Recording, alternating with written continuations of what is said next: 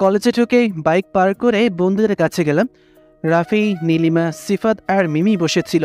আমি ওদের কাছে যেতেই মিমি বলল, কি খবর হিরো? আপনার হিরোইন কেমন আছে? আলহামদুলিল্লাহ ভালোই আছে। তোরা কেমন আছিস? আলহামদুলিল্লাহ। বন্ধুদের সাথে কিছুক্ষণ আড্ডা দিয়ে ক্লাসে গেলাম। ক্লাস শেষ করে বাসায় আসলাম। বাসায় এসে দেখি সামিয়া চলে এসেছে। গোসল করে নামাজ পড়ে আমি, সামিয়া আর মামি একসাথে লাঞ্চ করলাম। মামা তার অফিসে আছে আর তিশা কলেজে। লাঞ্চ করে রুমে এসে কিছুক্ষণ রেস্ট নিয়ে সামিয়াকে নিয়ে থানায় গেলাম। সামিয়াকে রেখেই বাসায় চলে আসলাম। বিকেল 5টায় সামিয়া আসলো। তিশা বলল আজকে নাকি ঘুরতে যাবে। সামিয়া আর তিশাকে নিয়ে ঘুরতে গেলাম। ঘোরাঘুরি করে বাসায় আসলাম। রাতে ডিনার করে ঘুমিয়ে পড়লাম। সকালে উঠে নাস্তা করে নিত্যদিনের মতন কলেজে গেলাম। আর এইভাবে কেটে গেল 1 বছর। আমি এবার অনার্স শেষ করেছি। এখন বাবার ব্যবসা দেখাশোনা করি। আর হ্যাঁ, আমার আব্বুর একটা কোম্পানিও আছে, যেটার একটা শাখা রাজশাহীতে আর একটা শাখা ঢাকাতে আছে। কোম্পানি ছাড়াও রাজশাহীতে একটা বাসা আছে। কোম্পানিগুলোতে এমনি নিযুক্ত করা আছে। আমার আব্বু আমার দাদুর সূত্রে এইগুলো পেয়েছিল, কিন্তু আব্বু ব্যবসার দিকে না গিয়ে শিক্ষকতার পেশা বেছে নিয়েছিল। এখন আমি আর সামিয়া রাজশাহীতে আমাদের বাসায় থাকি। যদিও মামা মামি তাদের কাছ থেকে আসতে দিতে চায়নি, কিন্তু কতদিন থাকবো তাদের কাছে। এখন শুধু আমি একাই নয়, আমার সঙ্গে ওয়াইফও আছে। আর সামিয়া এখন জব করে। দিনগুলো বেশ ভালোই কাটতেছে। অফিস শেষ করে বাসায় আসলাম। বাসায় এসে দেখি সামিয়া এখনও আসেনি। সামিয়াকে এখন অফিসে বেশি সময় দিতে হয়। সকালে আমার আগে ঘুম থেকে উঠে নাস্তা করে রেডি করে আমার জন্য রেখে চলে যায়। আমি ফ্রেশ হয়ে সেগুলো খেয়ে অফিসে যাই। আবার বিকেলে 5টায় অফিস থেকে আসি আর সামিয়া আমার কিছুক্ষণ পরে চলে আসে। কি করে তা জানি না, কোনোদিন জিজ্ঞাসা করিনি, আর জিজ্ঞাসা করার প্রয়োজনও মনে করি না। তার প্রতি আমার যথেষ্ট বিশ্বাস আছে। ছুটির দিনে মাঝে মাঝে কোথাও ঘুরতে যাওয়া হয়। আমি অফিস শেষ করে বাসায় আসলাম। একটু পরে সামিয়া আসলো। আমি সামিয়াকে জিজ্ঞাসা করলাম, তোমার আসতে এত দেরি হয় কেন? সামিয়া কিছু না বলে চুপ করে আছে। সামিয়াকে চুপ করে থাকতে দেখে আমি একটু অবাক হলাম। আমি ওর কাছে যেয়ে বললাম, কি হয়েছে? একটা কেস নিয়ে বেশিক্ষণ ধরে চিন্তা করার মাথাটা প্রচণ্ড ব্যথা করতেছে।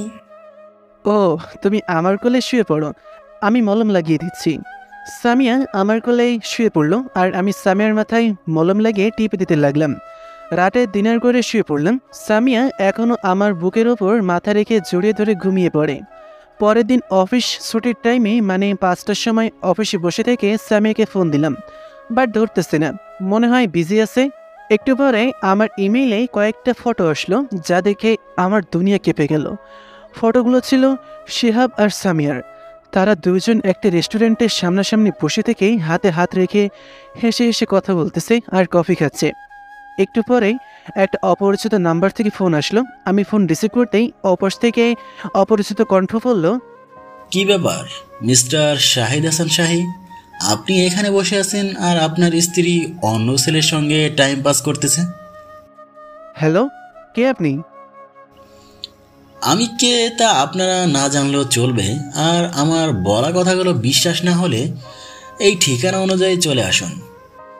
Hello, hello. তার কথা শেষ হতেই ফোনটা কেটে গেল। আমি তো চিন্তায় পড়ে গেলাম। সামিয়া শিহাবের সঙ্গে হেসে হেসে কথা বলতেছে। পরক্ষণেই শিহাবের বলা সেদিনের কথাগুলো মনে পড়ল। আমি তোদের সুখের সংসারে অশান্তি সৃষ্টি করে দেব। আমি আর কোনো কিছু না ভেবে ম্যানেজারকে অফিস সামলাতে বলে গাড়ি নিয়ে বের হলাম। লোকটির বলা ঠিকানাই। সামিয়া বাসায় যাওয়ার জন্য ফাইলগুলো রেডি করতে যাবে, এমন সময় শাহিদের কল রিসিভ করতে যাবে, ঠিক তখনই কে যেন তার রুমে ঢুকলো। ভালো করে দেখে সেদিনের সেই ছেলেটা, যাকে সে কলেজ ক্যাম্পাসে চোটা দিয়ে পিটিয়েছিল, মানে শিহাব। সামিয়া শিহাবকে দেখে রেগে গিয়ে বলল, তুই এখানে বেরিয়ে যা বলতেছি। শিহাব সামিয়ার দিকে হাত জোড় করে বলল, প্লিজ ম্যাম, আপনি আমাকে ক্ষমা করে দিন। আমি আমার ভুল বুঝতে পেরেছি।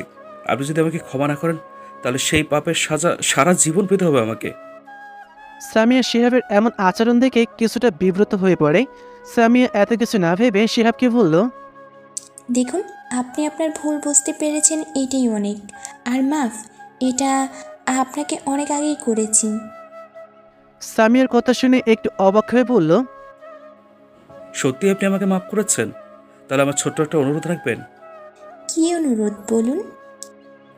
আপনি আমার সঙ্গে এক কাপ কফি খাবেন, মানে এটা আমার পক্ষ থেকে।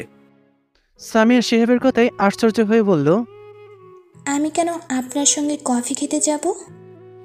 আপনি না গেলে বুঝবো আপনি আমাকে ক্ষমা করতে পারেননি। প্লিজ চলুন না ম্যাম। সামিয়া কিছুক্ষণ চুপ করে থেকে বলল, ঠিক আছে চলুন। সামিয়ার কথা শুনে শিহাবের ঠোঁটের কোণায় এক চিলতে হাসি ফুটল, যেটা সামিয়া চক্ষুর আড়ালেই থেকে গেল। পরে শিহাব আর সামিয়া থানার পাশে একটা রেস্টুরেন্টে ঢুকলো। দুজনেই ফাঁকা টেবিলে বসলো। বসার পরে শিহাব কফির অর্ডার করলো। কফির কাপে চুমুক দিতে শিহাব সামিয়াকে বলল, ম্যাম, আমরা কি ফ্রেন্ড হতে পারি? সামিয়া শিহাবের প্রতিটা কথাই অবাক হয়ে যাচ্ছে, তবে এই কথা সে অবাকের ওপরেই অবাক হয়ে গেল। শিহাব আসলে কি চাচ্ছে সেটা সামিয়ার ছোট্ট মস্তিষ্কে ঢুকতে পারতেছে না। শিহাব সামিয়াকে চুপ করে থাকতে দেখে বলল, কি হলো ম্যাম, চুপ হয়ে গেলেন কেন? আসলে ম্যাম, আমি বাবা মায়ের কোনো শাসন না পাওয়ায় আস্তে আস্তে খারাপ পথে অগ্রসর হতে থাকি। কিন্তু সেদিন আপনার সাথে খারাপ বিহেভ করার পর আমি ভাবতে থাকি আমি আসলে অনেক খারাপ পথে চলে গিয়েছি। আর এই খারাপ হওয়ার পেছনের কারণ হলো খারাপ অসৎ বন্ধু। তারপর আমি আব্বুকে বলে লন্ডনে চলে যাই। সেখান থেকে 2 দিন আগে দেশে এসেছি। এখন যদি আবার খারাপ বন্ধুদের পাল্লায় পড়ে যাই তাহলে আমার লাইফটা শেষ। এই জন্য আমি ভালো কিছু ফ্রেন্ড গঠন করতে চাচ্ছি। এখন আপনি যদি হতেন। শিহাবের কথা শুনে সামিয়া ভাবতেছে সে তো খারাপ কথা বলেনি, আর তাছাড়া ভালোভাবে বাঁচতে হলে ভালো বন্ধুর প্রয়োজন। সামিয়া শিহাবকে বলল, হ্যাঁ, আমরা বন্ধু হতে পারি। শিহাবের কথা শেষ হতেই শিহাব একটা মুচকি হাসি দিয়ে সামিয়ার দিকে হাত বাড়িয়ে হ্যান্ডশেক করার জন্য। সামিয়া কিছুটা অস্বস্তি বোধ করতে লাগলো, কিন্তু সে শিহাবের মান সম্মানের কথা ভেবে হাত মেলালো। এরপরে সামিয়া আর শিহাব রেস্টুরেন্ট থেকে বসে থেকে কথা বলতে লাগলো। আমি দ্রুত ড্রাইভ করে রেস্টুরেন্টের সামনে গাড়ি পার্ক করে রেস্টুরেন্টে ঢুকে দেখি সামিয়া আর শিহাব কোনার একটা টেবিলে বসে গল্প করতেছে। আমি আর তাদের সামনে না যেয়ে গাড়ি নিয়ে বাসায় চলে আসলাম। বাসায় এসে শাওয়ার ছেড়ে দিয়ে ভিজতে লাগলাম। বারবার সামিয়ার সঙ্গে শিহাবের বসে থাকার দৃশ্যটা চোখের সামনে ভেসে উঠতেছে। অনেকক্ষণ যাবৎ ভেজের পর কাপড় কোনো মতে চেঞ্জ করে বেডের উপর শুয়ে পড়লাম। একটু পরে সামিয়া আসলো, বুঝতে পারলাম সে ওয়াশরুমে ঢুকলো। ওয়াশরুম থেকে বের হয়ে আমার কাছে আসলো, বাট আমি 2 চোখের উপর হাত তুলে শুয়ে আছি। আমাকে এভাবে দেখে সামিয়া কিছুটা অবাক হলো, কেননা সামিয়া আসার পরে দুজনে একসঙ্গে গল্প করতাম, সামিয়াকে তুলে খাইয়ে দিতাম। কিন্তু আজকে তার ব্যতিক্রম। সামিয়া আমার পাশে এসে বসলো। এরপরে আমাকে বলল, শাহিদ, তোমার কি হয়েছে? অসুস্থ নাকি? আমি কিছু বললাম না, কথা বলার মুড আমার এখন নেই। সামিয়া আমার কপালে হাত দিয়ে বলল, কি, জ্বর নাই তো? শরীর খারাপ করতেছে কি তোমার? আমি চোখের ওপর থেকে হাতটা সরিয়ে বললাম, কিছু হয়নি, চলো নাস্তা করবে। ঠিক আছে চলো। এরপরে সামিয়ার সাথে নাস্তা করে আবার রুমে আসলাম। রুমে এসে চুপচাপ বসে আছি। সামিয়াও আসলো। সামিয়া আমার এই অবস্থা মেনে নিতে পারলো না। সামিয়া আমার সামনে এসে আমার হাত ধরে বলল, শাহিদ, আমি কি তোমাকে কোনো কষ্ট দিয়েছি? তুমি আমার সাথে এমন বিহেভ করতেছো কেন? আমি আর নিজেকে শান্ত রাখতে পারলাম না। পকেট থেকে ফোনটা বের করে ফটোগুলো সামিয়াকে দেখিয়ে বললাম, এই ফটোগুলো কি সত্যি? আমার কথা শুনে সামিয়া কিছুক্ষণ আমার মুখের দিকে তাকিয়ে থাকলো। আমি বললাম, কি হলো বলো? সামিয়া মাথা নিচু করে বলল, হ্যাঁ সত্যি, কিন্তু বিশ্বাস করো, সে আমার কাছে এসে সেদিনের জন্য মাপ চেয়েছে। আমিও তাকে মাফ করে দিই। এরপরেও সে আমাকে কফি খাওয়ার জন্য জোর করে। আমিও রাজি হয়ে গেলাম। বিশ্বাস করো, এছাড়া কিচ্ছু না। কথাগুলো বলেই সামিয়া আমাকে জড়িয়ে ধরে কান্না করতে লাগলো। আমি হাত বুলিয়ে দিতে লাগলাম। সামিয়া কিছুক্ষণ পর আমাকে বলল, প্লিজ, তুমি আমাকে মাফ করে দাও। আমি চোখের পানি মুছে দিয়ে বললাম, মাপ চাওয়ার কি আছে? তুমি শিহাবের সাথে বেশি কথা বলবে না, ঠিক আছে? হুম। চলো সাদে যাই। এরপরে সামিয়াকে নিয়ে সাদে আসলাম। সামিয়াকে তেমন কিছু বললাম না, তবুও শিহাবের কথাগুলো বারবার মনে হচ্ছে। যার জন্য তুই আজ আমাকে মারলি তাকে তো জীবন থেকে কেড়ে নেবো আমি। কথাগুলো ভাবতেই বুকের ভেতর কেমন যেন ব্যথা অনুভব করলাম। হয়তোবা সামিয়াকে হারানোর ভয়টা মনটা গ্রাস করেছে। সামিয়া আর আমি সাদে আসলাম। সাদে আসার পর আমি দোলনায় বসতেই সামিয়া আমার কোলের উপর মাথা রেখে পা দুটি ছড়িয়ে দিয়ে শুয়ে পড়ল। আজ কেন যেন কথা বলতেও ভালো লাগছে না। আকাশের দিকে তাকিয়ে তারাদের মিটিমিটি রূপ দেখতেছি। মাঝে মাঝে আকাশের সাথে লুকোচুরি খেলতেছে। চাঁদের উপরেও আজকে কেমন যেন মেঘের প্রলেপ পড়েছে। সামিয়া হাত দিয়ে আমার মুখটা তার দিকে ঘুরিয়ে নিয়ে চোখে চোখ রেখে বলল, কি হয়েছে তোমার? তুমি এমন করতেছো কেন? বিকেলের বিষয়টা নিয়ে এত ভাবতেছো? ভুল করেছি, আমাকে মারো, বকা দাও, তবু তুমি এমনভাবে থেকো না। সামিয়ার কপালে একটা চুমু দিয়ে বললাম, না রে পাগলি, এমনিতেই শরীরটা একটু খারাপ লাগতেছে। সামিয়া আমার কথা শুনে আমার কোল থেকে মাথাটা তুলে দাঁড়িয়ে যেয়ে বলল, নিচে চলো, এখানে আর থাকতে মন চাইছে না। তোমাকে কফি বানিয়ে দিচ্ছি, খাবে চলো। নিচে আসলাম। আমি সোফায় বসে থেকে টিভি দেখতেছি আর সামিয়া আমার জন্য কফি বানাতে গেল। সামিয়াকে সত্যটা বললাম না, কারণ আমি চাই না আমাদের সম্পর্কে সন্দেহের বীজ বপন হোক।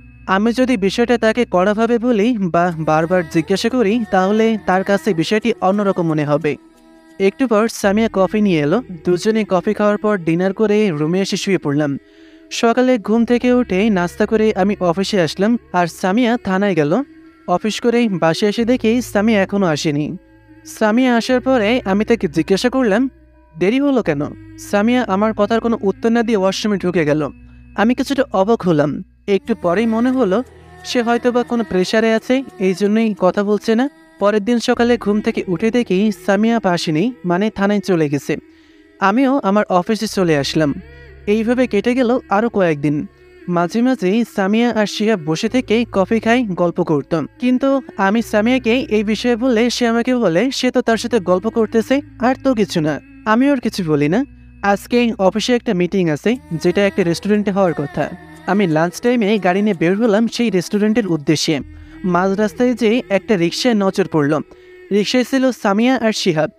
এটা দেখার পর সামিয়ার প্রতি আমার প্রচুর পরিমাণে রাগ উঠল। নিষেধ করা সত্ত্বেও কেন সে শিহাবের সঙ্গে ঘোরাফেরা করবে? আমিও তাদের পিছু নিলাম। কিছুটা দূরত্ব বজায় রেখেই আমি তাদের পিছে পিছে যাচ্ছি, কেননা সামিয়া আমার গাড়ি দেখলেই চিনতে পারবে। কিছু দূর যাওয়ার পরে দেখি তারা দুজন রিক্সা থেকে নেমে একটা পরিত্যক্ত অবস্থায় বাসায় ঢুকতেছে। সামিয়া আর শিহাবকে দেখে দুজন লোক মুচকি হেসে সামিয়া আর শিহাবের সঙ্গে হাত মিলালো। তবে সামিয়া এখনও সাধারণ ড্রেস পরেই আছে, মানে একটা শাড়ি পরে আছে। সামিয়া আর শিহাব ঢুকে যাওয়ার পর লোকগুলো দরজা লাগিয়ে দিয়ে ভিতরে ঢুকে গেল। এসব দেখে আমার মাথায় রক্ত উঠে গেল। রাগে হাতের শিরাগুলো ফুলে উঠতে শুরু করলো। আমি সেখান থেকেই বাসায় চলে আসলাম আর ম্যানেজারকে ফোন দিয়ে মিটিং ক্যান্সেল করে দিতে বললাম। বাসায় এসে বেডে শুয়ে পড়লাম। বিকেলবেলা সামিয়া বাসায় আসলো। আমি সামিয়াকে জিজ্ঞাসা করলাম, আজকে লাস্ট টাইমে কোথায় ছিলে? সামিয়া আমার কথা চমকে উঠল। মনে হচ্ছে আমার জানার কথা না। সামিয়া নিচের দিকে তাকিয়ে মুচকি হেসে বলল, সেটা না হয় অজানাই থাক। বলতে পারো এটা তোমার জন্য একটা সারপ্রাইজ। তবে আর কয়েকটা দিন পরে আরও একটা সারপ্রাইজ পাবে, সেটা তুমি কখনো কল্পনাও করতে পারবে না। আমি কিছু না বলে রুম থেকে বেরিয়ে আসলাম। সামিয়া আসলে কী বোঝাতে চাচ্ছে? সে কি আমার কাছে কোনো কিছু লুকাচ্ছে? সকালে অফিসে চলে গেলাম। সামিয়া আজকেও আমার আগে চলে গেছে। আর যাওয়ার সময় সে বলে গেল যে আজকে নাকি তার আসতে দেরি হবে, কি যেন একটা কাজ আছে। অফিসে এসে কাজ করতেছি। লাঞ্চ টাইমের কয়েক মিনিট আগে ইমেইলে কয়েকটা ভিডিও আর একটা ফটো আসলো। ভিডিওটা কয়েক মিনিট প্লে হওয়ার সাথে সাথেই মোবাইলটা হাত থেকে পড়ে গেল আর মনে হচ্ছে আমার দুনিয়াটা অন্ধকার হয়ে গেল। কি দেখলাম আমি এটা? আমার স্বামী আমাকে এভাবে ঠকাবে তা আমি ভাবতেই পারিনি। এটাই ছিল স্বামীর দেওয়া সারপ্রাইজ। মোবাইলটা হাত থেকে নিয়ে বাসায় চলে আসলাম। ভিডিওটা ছিল সামিয়া আর শিহাবের কিছু ঘনিষ্ঠ সময়ের, যেখানে সামিয়া শিহাবের সঙ্গে যৌনকর্মে লিপ্ত হয়েছে। বাসায় এসে আম্মু আব্বু আর সামিয়ার বাবা মাকে যত তাড়াতাড়ি সম্ভব আমার বাসায় আসতে বললাম। তারা কিছু জানতে চাইলে বললাম এখানে আসলেই বুঝতে পারবে। বিকেলেই আব্বু আম্মু আর সামিয়ার মা বাবা আসলো। তাদেরকে ভিডিও আর ফটোগুলো দেখালাম। দেখার সাথে সাথে সামিয়ার আম্মু সোফায় বসে পড়ল আর আমার বাবা মা বাকরুদ্ধ হয়ে গেল। তারাও হয়তো কখনো ভাবতে পারেনি সামিয়া এমন করবে। সন্ধ্যার দিকে সামিয়া বাসায় আসলো। আমরা সকলেই সোফায় বসে আছি। সামিয়া তার বাবা মাকে দেখে বেশ অবাক হলো, কারণ তার বাবা মা আসবে সেটা সে জানে না। সামিয়া তার আম্মুর কাছে যে বলল, আম্মু, তুমি কখন আসলে? সামিয়ার আম্মু সামিয়াকে ঠাস ঠাস করে দুইটা চড় মারল। চড়টা খুব জোরে মারায় সামিয়া তাল সামলাতে না পেরে মেঝেতে পড়ে গেল। সামিয়া হতভম্ব হয়ে গেল। উঠে তার মাকে জিজ্ঞাসা করলো, আম্মু, তুমি আমাকে মারলে কেন? আমি কি করেছি? সামিয়ার আম্মু সোফার উপর থাকা ফটোগুলো সামিয়ার মুখের উপর ছুঁড়ে মেরে বলল, দেখ তুই কি করেছিস। ছি, আমার ভাবতেও খারাপ লাগতেছে। তুই আমাদের মেয়ে। সামিয়া ফটোগুলো হাতে এনে দেখে দুই কদম পেছনে এগিয়ে যেয়ে তার মায়ের দিকে তাকিয়ে বলল, বিশ্বাস করো আম্মু, আমি এসবে কিচ্ছু করিনি। খবরদার, তুই আমাকে আম্মু বলে ডাকবি না। সামিয়া কান্না করতে করতে তার আব্বুকে বলল, আব্বু, বিশ্বাস করো, আমি এসব করিনি। ছি সামিয়া, এটা ছিল তোমার মনে? যে ছেলেটা তোমাকে পাগলের মতো ভালোবাসে আর তাকেই তুমি ঠকালে? আমরা মনে করতাম তুমি আমাদের গর্ব, কিন্তু তুমি আজ বাইরে এসে এই সব করে বেড়াচ্ছ। আমি আর কোনোদিন তোমার ওই পাপী মুখটা দেখতে চাই না। আর হ্যাঁ, তোমার আম্মু ঠিকই বলেছে, আজ থেকে আমাদের কোনো মেয়ে নেই। যেটা ছিল সেটা আমাদের কাছে মৃত। সামিয়া দৌড়ে এসে আমার হাত ধরে বলল, প্লিজ শাহিদ, তুমি তো বিশ্বাস করো আমাকে। আমি জানি আব্বু আম্মু মিথ্যা বলতেছে। প্লিজ তুমি তাদেরকে বোঝাও না। সামিয়ার থেকেই আমার হাত ছাড়িয়ে নিয়ে কোনো কথা না বলেই সজোরে একটা চড় মারলাম। কি বিশ্বাস করবো তোর কথাগুলো? তাহলে কি ফটোগুলো আর ভিডিওগুলো মিথ্যা? তোকে আমি আমার সবটা দিয়ে ভালোবেসেছিলাম, কিন্তু তোর সেটা পছন্দ হলো না। তুই পরপুরুষের সঙ্গে অশ্লীল কর্মে লিপ্ত হয়ে গেলি। এটাই ছিল তোর সারপ্রাইজ। আসলে একটা কথা জানিস কি, কুকুরের লেজ কখনো সোজা হয় না। কুকুরের লেজে যদি তেল মধু ঘি মাখিয়েও দিস তবুও সোজা হয় না। সেই রকম তুই তো সবকিছু ভুলে যাই তোকে আবার এই বুকে জড়িয়ে নিয়েছিলাম, কিন্তু তুই আমার ভালোবাসার শেষে এই কি প্রতিদান দিলি? আচ্ছা, তুই কি বলতে পারবি আমার ভালোবাসার মধ্যে এমন কি ভুল ছিল যার জন্য আজকে আমার বুকে এই দহন চালিয়ে দিলি? এসব বলে আর কোনো লাভ নেই। তুই এখন আমার বাড়ি থেকে চলে যা। চাই না তোকে আর আমি, চাই না তোর মতন পাপের মুখ দেখতে। সামিয়া আমার কথাগুলো শুনে আমার পা জড়িয়ে ধরে কান্না করতে করতে বলল, প্লিজ শাহিদ, আমার কথা শোনো। এসব মিথ্যা, আমি এসব কিচ্ছু করিনি। কি শুনতে পাবো? আমি আর কথা শুনতে চাই না, আর চাই না কোনো পাপীর মুখের দিকে তাকাতে। তবুও সামিয়া পা ধরে কান্না করতে করতে বলল, শাহিদ, তুমি আমাকে ছেড়ে দিলে আমি কোথায় যাব বলো? প্লিজ শাহিদ, তুমি আমাকে এরকম সাজা দিও না। আমি তোমাকে ছাড়া বাঁচবো না। আমি সামিয়ার কাছ থেকে ছাড়িয়ে নিলাম। কেন? আমি ছাড়া কি তোমার কেউ নেই? যাদের সঙ্গে বেড শেয়ার করেছিলি তাদের কাছে যাবি? সামিয়া মাথা হেলে কান্না করেই যাচ্ছে। আমি ধমক দিয়ে বললাম, কি হলো? কথা কাটা যাচ্ছে না? তোকে আমার চোখের সামনে দেখতে চাই না। এই মুহূর্তে চলে গেলেই খুশি হব। সামিয়া আমার মুখের দিকে তাকিয়ে চোখের কোণে পানি নিয়ে এসে একটা মুচকি হাসি দিয়ে বলল, আমি চলে গেলেই তো ভালো থাকবি। ঠিক আছে, আমি চলে যাচ্ছি। একটা কথা জেনে রেখো, আমি তোমাকে নিজের থেকেও বেশি ভালোবাসতাম, কিন্তু সেটা তুমি দেখলে না। দেখলে শুধু আমার নামে থাক আর বললাম না। সারপ্রাইজ যেটা দিতে চেয়েছিলাম সেটা দেওয়া হলো না, হয়তো বা আর দেওয়া হবে না। ভালো থেকো, শরীরের যত্ন নিও, আর আব্বু আম্মুকে দেখে রেখো। আর পারলে একটা ভালো পবিত্র মেয়ে দেখে বিয়ে করে নিও। এরপর সামিয়া আমার আম্মুর কাছে যেতেই আম্মু বলল, আব্বু আম্মু, সরি, আমি তো আর আপনাদের মেয়ে না। শুনুন, আমার জন্য আপনার মান সম্মান নষ্ট হয়েছে, এই জন্য আমি আপনাদের দুজনের কাছে ক্ষমা চেয়ে নিচ্ছি। আমাকে ক্ষমা করে দিন। এরপর সামিয়া আমার আম্মুর কাছে যেতেই আম্মু বলল, মারে, তুই এই কাজটা কিভাবে করলি? তোকে তো আমি নিজের মেয়ের মতোই ভালোবাসতাম। সামিয়া মাটির দিকে তাকিয়ে বলল, আমি জানি আমি খারাপ, অপবিত্র, আর আমি আসতেও চাই না আপনাদের কাছে এই পাপী মুখ নিয়ে। কিন্তু আমি আপনাদের কাছে একটা অনুরোধ করতেছি, প্লিজ আজকের রাতটা আমাকে এখানে থাকতে দিন। কথা দিচ্ছি, কালকে সকালে এই পাপী মেয়ের মুখ কাউকে না দেখিয়ে চলে যাব। সামিয়া মনে মনে বলল, যার সঙ্গে 1 বছর থেকে চলাফেরা করা সে যদি আমাকে চিনতে না পারে, তাহলে আপনারা তো দূরে থেকে আমাকে কি করে চিনবেন না? এর থেকে আমি আপনাদের দূরে থাকি। আব্বু আম্মুকে কিছু না বলতে দিয়ে আমি বললাম, কোনো ছলনাময়ীকে চোখের সামনে দেখতে চাই না। সামিয়া আর কিছু না বলেই চোখের পানি মুছতে মুছতেই বাসা থেকে বের হয়ে গেল। আমি রুমে এসে দরজা লাগিয়ে দিয়ে বালিশ মুখে গুজে কান্না করতে শুরু করলাম। কেন হয় আমার ভাগ্যে এসব? সামিয়া, আমি তো সব ভুলেই তোমাকে আপন করে নিয়েছিলাম, কিন্তু তুমি কেন আবার আমার সাজানো গোছানো স্বপ্নগুলোকে ভেঙে দিয়ে চলে গেলে? সামিয়ার সাথে কাটানো মুহূর্তগুলো মনে হচ্ছে আর বুকের ভেতরে হৃদস্পন্দন বন্ধ হয়ে যাচ্ছে। সকালে বালিশে মাথা দিয়ে চোখ বন্ধ করে শুয়ে আছি। সারা রাত একটুও ঘুম হয়নি। রাতেই আম্মু খাওয়ার জন্য ডেকেছিল, কিন্তু আমার খাওয়ার ইচ্ছাটাই মরে গেছে। কে যেন দরজায় টোকা দিচ্ছে। দরজা খুলে দেখি তিশা দাঁড়িয়ে আছে। তিশা আমাকে জড়িয়ে ধরে কান্না করতে করতে বলল, ভাইয়া প্লিজ আমাকে মাফ করে দে। আমি যদি ফুফি আর আঙ্কেলকে তোদের কথা না বলতাম তাহলে তোদের বিয়েও হতো না, আর আজকে তোকে এই কষ্ট সহ্য করতে হতো না। আরে পাগলি, তোকে আগেও বলেছি, যা ভাগ্যে আছে সেটাই হবে। আর সবচেয়ে বড় কথা, যে কখনো ছিল না তাকে বেঁধে রাখা যাবে না। এটা ছিল তার মোহ। আবার সে যদি ভাগ্যে থাকে তাহলে আসবে। খুব কষ্ট করেই কথাগুলো বললাম। কথাগুলো বলার সময় চোখ দিয়ে পানি বের হতে লাগলো। তিশা চোখের আড়ালেই মুছে ফেললাম। ভাইয়া তুই এত ফ্রিভাবে কথা বলছিস কি করে? তোর কি তার জন্য একটুও কষ্ট হচ্ছে না? আমি তিশার কাছ থেকে সরে ড্রেসিংয়ের সামনে দাঁড়িয়ে বললাম, আরে কার জন্য কষ্ট হবে? এসব কষ্ট সহ্য করার অভ্যাস আছে। তবে এখন তাকে ভুলতে কষ্ট হবে, আস্তে আস্তে ঠিক হয়ে যাবে। ভাইয়া আমি বুঝতে পারতেছি তোর মনে অন্য কিছু চলতেছে। এমন কিছু করিস না যাতে আবার ফুপি আর আঙ্কেল কষ্ট পায়। আমি একটা মিথ্যার মুচকি হাসি হেসে বললাম, আরে না, তুই নিচে যা, আমার ভালো লাগছে না, আমি রেস্ট নিব। তিশা চলে যাওয়ার পর আমি আবার কাঁথা মুড়ি দিয়ে শুয়ে থাকলাম। একটু পরে আম্মু একটা প্লেটে খাবার নিয়ে আসলো। না খেতে চেয়েও জোর করে খাইয়ে দিল। খাওয়ার সময় মনে পড়ে গেল সামিয়ার কথা। প্রতিদিনই আমার হাতে তুলে খেত। এই তো কয়েকদিন আগে ডিনার করার সময় আমার হাতে তুলে খাবে। আমাকে খাইয়ে দিতেই হবে, কি আর করার, খাইয়ে দিতে হচ্ছে।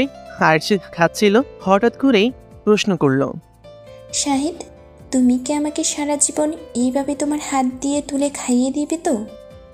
দিব না কেন? আমার 5টা নয়, 3টা নয়, আমার একটা মাত্র বউ। তাকে যদি খাইয়ে না দিই তাহলে কাকে দেব? সামিয়া আমার কথাই মুচকে হেসে বলল, হ্যাঁ, তোমার হাতে তুলে না খেলে আমার ভালোই লাগে না। কথাগুলো ভাবতেই চোখের কোণায় পানি এসে গেল। আম্মু তা দেখতে পেয়ে বলল, কি হয়েছে বাবা? কিছু না আম্মু। বাবা, যা হওয়ার তা হয়ে গেছে, এখন এইসব ভেবে নিজেকে কষ্ট কেন দিচ্ছিস? আমি নিজেকে আর না পেরে আম্মুকে জড়িয়ে ধরে কান্না করে দিলাম। আম্মু আমার মাথায় হাত বুলিয়ে দিয়ে সান্ত্বনা দিতে লাগলো। অতিবাহিত হয়ে গেল 4 দিন। 4 দিনে রুম থেকে কোথাও বের হয়নি। কোথাও ভালো লাগে না, বন্ধুদের সাথেও কথা বলিনি। তারা এখন ব্যস্ত হয়, আগের মতন আড্ডা দেওয়া হয় না। রুমে বসে আছি, তখন রাফি, সিয়াম আর মিমি আসলো। রাফি আমার কাছে এসে বলল, দোস্ত, তোদের মধ্যে কি হয়েছে বলবি? শুনলাম সামিয়া নাকি শিহাবের সঙ্গে। এরপরেই আমাকে বলল। আমি রাফিকে জড়িয়ে ধরে কান্না করে দিয়ে বললাম, হ্যাঁ রে। এরপরেই সব কিছু বলে দিলাম তাদেরকে। আমার কথা শুনে সিফাত বলল, তোর কথা ভুল হচ্ছে না তো? না রে দোস্ত, কয়েকদিন আগে আমি শিহাব আর সামিয়াকে পরিত্যক্ত একটি বাসায় যেতে দেখেছিলাম। তাছাড়া তারা প্রায় বসে থেকে গল্প করত, কফি খেত। বাট কখনো বুঝতে পারিনি যে সে আমাকে এত বড় ধোকা দিবে। দোস্ত প্লিজ ভেঙে পড়িস না, চল বাইরে থেকে ঘুরে আসি। না রে, আমি যাব না, তোরা যা। তা বললে শুনবো না। তুই আমাদের সঙ্গে কিছু সময় আড্ডা দে, তাহলে ভালো লাগবে। ওদের দুজনে জোরাজোরিতে গেলাম। আসলে এদের মতন বন্ধু পাওয়াটা ভাগ্যের ব্যাপার। আমি যাতে ভেঙে না পড়ি সেজন্য তারা তাদের কর্ম ফেলে রেখেই আমাকে সময় দিচ্ছে। কিছুক্ষণ আড্ডা দিয়ে বাসায় ফিরলাম। যেখানেই যাই না কেন সেখানেই সামিয়া নামক প্রতারকের উপস্থিতি টের পাই। কেটে গেল 3টা বছর। এই 3টা বছর আমার কাছে মনে হয়েছিল 3 যুগ। এখনও সামিয়ার কথা মনে হলে চোখ দিয়ে পানি পড়ে। খুবই ভালোবাসতাম, ভুলতে পারবো না তাকে, বাসতে পারবো না সেই জায়গায় অন্য কাউকে ভালো। আব্বু আম্মু, সাফিয়া আর আমি রাজশাহীতে থাকি। আব্বু তার জব থেকে অবসর গ্রহণ করেছেন। সামিয়ার আব্বু আম্মু মাঝে মাঝেই আমাদের বাসায় এসে বেরিয়ে যান। তারা আসতে চায় না, আর আসবে বা কোন মুখ নিয়ে, কিন্তু আমি তাদের জোর করে নিয়ে আসি। কেননা সামিয়া চলে যাওয়ার পর থেকেই সামিয়ার আম্মু খুবই অসুস্থ হয়ে পড়েছে। ডাক্তার বলেছিলেন রোগীকে সবসময় হাসি খুশি রাখতে। এরপর থেকেই সামিয়ার আব্বু সামিয়ার আম্মুকে হাসি খুশি রাখার জন্য চেষ্টা করে, কিন্তু কোনো কাজ হয় না। একা একা কিভাবে একটা মানুষকে হাসি খুশি রাখবে? হাসি খুশি রাখলেও তো আর একাকিত্ব কাটবে না। তাছাড়া একটা রোগীর প্রয়োজন যথেষ্ট সেবা। বিভিন্ন দিক বিবেচনা করে আমি নিয়ে আসি আমার বাসায়। এখানে কয়েক মাস থাকার পরে মোটামুটি সুস্থ হয়ে ওঠে। আবার চলে যাই নওগাঁয়। কয়েকদিন পর পর আসে। আর অবাক করার বিষয় হলো, একটা অপরিচিত নাম্বার থেকে কল আসে। আমি কলটা রিসিভ করতেই একটা বাচ্চা মেয়ে বলবে, বাচ্চা মেয়েটির মুখে বাবাই বাবাই শুনে চমকে যায়। মনে হয় সে আমার খুবই পরিচিত। আমি দ্বিধায় পড়ে যাই, কি এই বাচ্চাটা, আর আমাকেই বা বাবাই বাবাই বলে ডাকতেছে। আমি বলি, হাম্মু, আমি তোমার বাবাই না। এই কথা শোনার সাথে সাথেই কল কেটে দেয়। বেশ কয়েকবার ফোন দিয়েছিল, কিন্তু প্রতিবারই বিভিন্ন নাম্বার থেকে। পরে কল দিলে সেই নাম্বারে আর কল ঢোকে না। অফিসে বসে থেকে কাজ করতেছি। লাঞ্চ টাইম হয়ে গেছে, বাট কয়েকটা ফাইল চেক করে উঠে নামাজ পড়ে লাঞ্চ করব। ফাইল চেক করতেছি, এমন সময় ফোন বেজে উঠল। হাতে দেখি অপরিচিত নাম্বার থেকে কল এসেছে। রেখে দিলাম। আবার ফোন দিল, আবার রেখে দিলাম। কিছুক্ষণ পর আবার দিল। এবার রেগে গেলাম। কাজের জন্য তাড়াহুড়ো করতেছি, বাট বারবার কল দিতেই আছে। রিসিভ করে যেমনি বলবো আপনার, তখনই বাচ্চা মেয়েটি বলতেছে,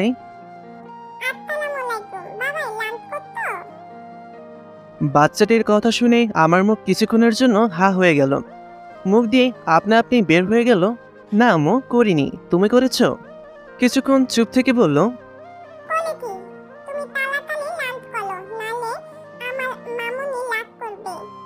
কথাটি শুনে বুকের বাপাসটা ধরফর করতে লাগলো, আর চোখ দিয়ে পানি পড়তে লাগলো। মনে হচ্ছে বাচ্চাটা আমার কোনো আপনজন, কিন্তু কে হবে? আমি তো আর সামিয়া ছাড়া অন্য কাউকে বিয়ে করিনি। আর বাচ্চাটাই কি সামিয়ার? সামিয়া তো না, আর ভাবতে পারছি না। অফিস শেষ করে বাসায় আসলাম। বাসায় এসে দেখি সামিয়ার আম্মু আব্বু এসেছে। তাদের সঙ্গে কথা বলে রুমে এসে ফ্রেশ হতে লাগলাম। ফ্রেশ হয়ে নিচে আসলাম। আর হ্যাঁ, সামিয়ার আব্বু আম্মু আমাদের বাসায় 2 দিন থাকবে। প্রতিবারই তারা 2 থেকে 3 দিন থেকে যায়। রাতে ডিনার করে সকলে বসে থেকে আড্ডা দিচ্ছে। এমন সময় সামিয়ার আব্বু বলল, বাবা, আর কতদিন একা একা থাকবে? ভালো মেয়ে দেখে বিয়ে করে নাও। হ্যাঁ শাহিদ, বিয়ে কিন্তু ঠিক বলছেন। তুমি আর কতদিন অপেক্ষা করবে? যা হওয়ার তো হয়ে গেছে, এখন নতুন করে শুরু করো। তাছাড়া আমাদেরও তো নাতি নাতনির সাথে খেলাধুলা করার ইচ্ছা আছে। দেখো, আমি তোমাদের অনেক আগে থেকেই বলে আসতেছি, আমার পক্ষে আর বিয়ে করা সম্ভব নয়। আমি সামিয়ার জায়গায় অন্য কাউকে বসাতে পারবো না। তবুও কেন তোমরা বারবার একই কথা বলে যাচ্ছ? আর কারো কথা না শুনে রুমে এসে সামিয়ার ছবি বুকে নিয়ে কান্না করতে লাগলাম। কেন সামিয়া, তুমি আমাকে ঠকিয়ে ছেড়ে চলে গেলে? আমি তো তোমাকে ভালোবেসেছিলাম, তার বিনিময়ে তুমি আমাকে এইটাই প্রতিদান দিলে। দেখো, আজকে তোমার বাবা মাও আমাকে বিয়ে করতে বলছে, কিন্তু আমি কি করে তোমার জায়গায় অন্য কাউকে বসাবো? তুমি না হয় আমাকে ধোকা দিয়েছ, তোমার মনে আমাকে ছাড়া অন্য কাউকে স্থান দিয়েছ। আমি তো আর পারবো না এই মনটাই অন্য কাউকে স্থান দিতে। পরের দিন অফিসে বসে কাজ করতেছি, পিয়ন এসে বলল কে যেন আমার সঙ্গে দেখা করতে এসেছে। আমি তাকে ভেতরে আসার অনুমতি দিলাম। একটু পরেই লোকটি ভিতরে আসলো, আর আমি মাথা নিচু করে কাজ করতেছি। মাথা তুলে লোকটাকে দেখেই বসে থেকে দাঁড়িয়ে গেলাম। লোকটি হলো শিহাব, যে আমার থেকে সামিয়াকে কেড়ে নিয়েছে আমার জীবন থেকে সুখ নামক বস্তুটাকে। চেয়ার থেকে উঠে তার সামনে যে শার্টের গলা চেপে ধরে বললাম, আবার কেন এসেছিস আমার সামনে? আমার থেকে আমার সামিয়াকে কেড়ে নিয়েছিস, তবুও তোর মন ভরেনি, আবার কেন এসেছিস? শিহাব আমার হাত ধরে কান্না করতে করতে বলল, প্লিজ শাহিদ, তুমি আমাকে মাফ করে দাও। আমি তোমাদের সংসারে অশান্তি সৃষ্টি করে দিয়েছি, যার ফল এখন আমাকে ভোগ করতে হচ্ছে। আমি অবাক হয়ে বললাম, মানে? শিহাব কান্না করেই যাচ্ছে। আমি কিছু বুঝতে পারছি না, কি হয়েছে তার, সে এমন করতেছি বা কেন? আমি আবার বললাম, কি বোঝাতে চাচ্ছিস তুই? শিহাব কান্না থামিয়ে পেছন দিকে ঘুরে বলতে লাগলো, আসলে তোমার স্ত্রী সামিয়ার সাথে আমার কোনো সম্পর্ক নেই। কি বলতে চাচ্ছিস তুই? হ্যাঁ, আমাদের মাঝে সম্পর্ক নেই। সামিয়াকে প্রথম দেখাতে আমার মনের মধ্যে অন্যরকম ধারণা কাজ করে। এক কথা, তার শরীরের উপর আমার লোভ হয়। কয়েকদিন পর সে আমার নামে রেপ কেস লিখে নিষেধ করলেও শোনি। এটা রাগ ও তার শরীরের উপর লোভ আমাকে তার প্রতি হিংস্র করে তোলে। এরপর সামিয়াকে রেপ করার চেষ্টা করি, কিন্তু সেদিন তোমার জন্য ব্যর্থ হই। কয়েকদিন পর শুনলাম তোমার সাথে বিয়ে হয়েছে। সেদিন কলেজ থেকে তাকে ওই কথাগুলো বলেছিলাম, কিন্তু কথাগুলো শুনে সে আমাকে নানাভাবে অপমান করে। তারপর তুমি আমাকে মেরেছিলে। সেদিন আমি প্রতিজ্ঞা করেছিলাম তোমাদের সুখের সংসারে আমি অশান্তি সৃষ্টি করব, দুজনকে আমি আলাদা করব, কিন্তু এই সিদ্ধান্তটি ছিল আমার জীবনের সবচেয়ে বড় ভুল। শিহাব কথাগুলো বলেই কান্না করতে লাগলো। শিহাবের ওপর আমার খুব রাগ উঠল। আমি যেন তাকে মারতে যাব, তখন সে আমার হাত ধরে বলল, প্লিজ, তুমি আমার কথাগুলো আগে শোনো, এরপর তুমি আমাকে যা শাস্তি দেবে তা আমি মেনে নেব, মাথা পেতে নেব। তোমাকে এই কথাগুলো বলার জন্য 2 বছর ধরে হন্য করে খুঁজতেছি, কারণ তোমাকে সত্যটা না জানালে আমি পৃথিবীর বুকে খুব বড় পাপী হয়ে বেঁচে থাকবো। বল। সেদিন আমাকে থানায় নিয়ে যাওয়া হয়। আমার নামে জরিমানা করা হয়েছিল, সেগুলো পরিশোধ করে থানা থেকে বের হয়ে আসি আর ভাবতে থাকি কিভাবে আমি আমার প্রতিশোধ নেব। এর ঠিক 1 বছর পর থানায় যে তোমার স্ত্রী স্বামীর সাথে দেখা করে মাফ চাই, সেও মাফও করে দেয়। এরপরে তাকে বন্ধু হওয়ার অফার দেই। সে রাজি না হতে চাইলে তাকে ব্ল্যাকমেল আর মিথ্যে কথা বলে রাজি করাই আমি। আমার উদ্দেশ্য ছিল তোমার থেকে তোমার স্ত্রীকে আলাদা করা, কিন্তু তোমার স্ত্রী আমার চক্রান্তটা ধরতে পারেনি। তার সাথে গল্প করা, কফি খাওয়া প্রায় প্রতিদিনই হতো। আর এগুলো ফটো তুলে আমার লোক তোমাকে ইমেলে পাঠিয়ে দিত। কিন্তু বিশ্বাস করো, তার সাথে আমার কোনো শারীরিক সম্পর্ক গড়ে ওঠেনি। তাহলে তোরা দুজনে পরিত্যক্ত অবস্থায় থাকা বাসে গিয়েছিলি কেন? শিহাব একটা দীর্ঘশ্বাস ফেলে বলল, তোমার স্ত্রী তোমাকে খুব ভালোবাসতো, আর সে তোমাকে সারপ্রাইজ দেওয়ার জন্য ওই বাসাটা কিনে তোমার নামে একটা হসপিটাল করতে চেয়েছিল, যেখানে সে গরিবদের বিনামূল্যে চিকিৎসা প্রদানের ব্যবস্থা করবে। আর বাসাটা দেখার জন্য সে আমাকে নিয়ে গিয়েছিল, তোমাকে নিয়ে যায়নি কারণ সে তোমাকে সারপ্রাইজ দিবে বলে। শিহাবের কথা শুনে আমি মাথায় হাত দিয়ে বসে পড়লাম। স্বামী আমাকে এত ভালোবাসতো আর আমি দেখে সন্দেহ করলাম। ঠিক পরক্ষণে মনে পড়ল ভিডিও আর ফটোগুলোর কথা, যেগুলো ছিল শিহাব আর সামিয়ার অন্তরঙ্গ মুহূর্তে। শিহাবকে বললাম, তাহলে ভিডিও আর ফটোগুলোর? সেগুলো ছিল এডিট করা। আমি চেয়েছিলাম ভিডিও আর ফটোগুলো তোমাকে দেখালে তুমি তাকে ভুল বুঝে বাসা থেকে বের করে দেবে, আর সে আমার কাছে সাহায্য চাওয়ার জন্য আসবে, কারণ এখানে আমি তার বেস্ট ফ্রেন্ড হয়েছিলাম। আর আমার কাছে আসলেই আমি তাকে বিয়ে করে নেব। এতে আমার প্রতিশোধ নেওয়া হবে, আবার তার দ্বারা আয়ও হবে। কিন্তু সেদিনের পর থেকে তাকে আর দেখতে পাইনি। তাকে বিয়ে করার কথা আব্বুকে বললে আব্বু আমার কাছে সামিয়ার সম্পর্কে সব বলে দেয়। আমি কি করেছিলাম তাও বলে দেয়, কারণ আমার বিশ্বাস ছিল আব্বু আমাকে কিছুই বলবে না। কিন্তু না, আব্বু সেদিন এসব শোনার পর আমাকে একটা চট দিয়ে বাসা থেকে বের হয়ে যেতে বলে। আর আমাকে কুলাঙ্গার সন্তান পাপি আরও অনেক ভাষায় গালিগালাজ করে। সেখানে আমার সাথে আমার বন্ধু অর্ক আর মেহেদি ছিল। আমি তাদেরকে নিয়ে বাসা থেকে বের হয়ে আসি। তাদের সাথে আলোচনা করি কিভাবে আব্বুকে মেরে ফেলতে পারবো, কারণ তাকে মেরে না ফেললে আমি সাবিয়াকে বিয়ে করতে পারবো না। বন্ধুরা নিষেধ করা সত্ত্বেও আমি সুরেটি। সেদিন রাতে আম্মু নানু বাসায় যায়। সেদিন রাতেই আব্বুর খাবারে ঘুমের ওষুধ মিশিয়ে দিই এবং রাতে বালিশ চাপা দিয়ে হত্যা করি। কথাগুলো বলেই শিহাব পাশে থাকা চেয়ারে বসে পড়ে। আর শিহাবের প্রতি আমার যা রাগ হচ্ছে তা বলে বোঝাতে পারবো না। শিহাব আবার বলতে শুরু করলো, আব্বুকে মারা ফলে আম্মু খুবই ভেঙে পড়ে। তবে আম্মু জানতো না যে আমি আব্বুকে হত্যা করি। আমার 2 জন বন্ধু ছাড়া এই বিষয়ে কেউ জানতো না। আর এই 2 বন্ধু ছিল আমার শেয়ার পার্টনার। আমরা 3 জন মিলে ড্রাগসের ব্যবসা করতাম, যেটা কেউ জানতো না, এমনকি আমাদের বাবা মারা। দিন যায় আর আমার আম্মুর মৃত্যুর শোকে অসুস্থ হয়ে পড়ে। এইভাবেই কেটে যায় 1 বছর। আম্মু বিছানায় শুয়ে থাকতে থাকতে প্যারালাইজডে আক্রান্ত হয়ে যায়। আর কিছুদিন পরই আম্মুর একবার হার্ট অ্যাটাক হয়। ডক্টর বলেছেন এই অবস্থায় যদি রোগী আর একবার হার্ট অ্যাটাক করে তাহলে তাকে আর বাঁচানো যাবে না। আম্মুর কথা শুনতে পারতো, বুঝতে পারতো, কিন্তু বলতে পারতো না। আম্মু অসুস্থ থাকায় সবসময় আম্মুর পাশে থাকতাম, যার ফলে বন্ধুদের সাথে ব্যবসায় বেশি সময় দিতে পারতাম না। লাভের টাকা 3 ভাগের 1 ভাগ চাইলে তারা 2 জন আমাকে দিতে অসম্মতি জানায়। আমি রেগে গিয়ে অর্ককে কয়েকটা চর মারি। অর্কও রেগে আমাকে মারতে শুরু করে। এক পর্যায়ে আমাদের মধ্যে বিভেদ সৃষ্টি হয়, আর সে আমার আম্মুকে আবার আব্বুর হত্যার কথা জানিয়ে দেয়। আম্মু কথাটা শুনতে সারার সাথে সাথেই হার্ট অ্যাটাক করে মারা যায়। আমি আমার কর্মের ফল পেয়েছি। যদি তোমাদেরকে আলাদা না করতাম, তোমাদের মধ্যে অশান্তি সৃষ্টি না করতাম, তাহলে আজকে আমি আমার পিতা মাতাকে হারিয়ে ফেলতাম না। আজ আমি অনাথ হতাম না। শায়দ তুমি আমাকে যা শাস্তি দেবে আমি তা মাথা পেতে নেব। তবু আমাকে মন থেকে মাফ করে দাও, প্লিজ প্লিজ মাফ করে দাও আমায়। এ কথা বলেই শিহাব আমার পা জড়িয়ে ধরল। আমি শিহাবকে পা থেকে তুলে 2টা চড় মেরে কলার ধরে বললাম, কেন করেছিস তুই এসব? দেখ, আল্লাহ আজকে তোর শাস্তি নিয়ে যেতে দিয়েছেন, আর কোনোদিন যেন তোকে আমার সামনে না দেখি। আমি অফিস থেকে কোনো মতে বাসায় চলে আসলাম। বাসায় এসে আম্মুকে জড়িয়ে ধরে কান্না করতে লাগলাম। আম্মু কিছুটা অবাক হয়ে গেল। আমার মাথায় হাত বুলিয়ে দিতে দিতে বলল, কি হয়েছে বাবা, কি হয়েছে তোর? আম্মুর পাশে সামিয়ার আম্মু বসেছিল। সামিয়ার আম্মু আমাকে বলল, শাহিদ, তোমার কি হয়েছে? আমি কান্না করতে করতে বললাম, আম্মু, সামিয়া কি হয়েছে? সামিয়া নির্দোষ। সামিয়ার কোনো দোষ ছিল না। সামিয়ার আম্মু আর আমার আম্মু। মানে? এরপরে শিহাব আমাকে যা সবকিছু বলেছিল সবকিছু তাদেরকে বললাম। আমার কথা শুনেই সামিয়ার আম্মু সেন্সলেস হয়ে পড়ল। ডাক্তারকে ফোন দিলাম। একটু পর ডাক্তার আঙ্কেল চলে আসলো। চেক আপ করে বলল, হার্ট অ্যাটাক করেছেন, এখন থেকে খুব যত্নে রাখতে, আর কোনো বিষয়ে যেন কখনো চিন্তিত না হয় সেদিকে খেয়াল রাখতে হবে। ডাক্তার আঙ্কেল বাসা থেকে বের হওয়ার একটু পরেই আপু আর সামিয়ার আব্বু বাসায় আসলো। সামিয়ার আব্বু সামিয়ার আম্মুকে সেন্সলেস অবস্থায় দেখে বলল, কি হয়েছে সুলতানার? আমি সামিয়ার আব্বুকে সেভাবের কথাগুলো বলি এবং তা শুনে সামিয়ার আম্মু সেন্সলেস হওয়ার কথা বললাম।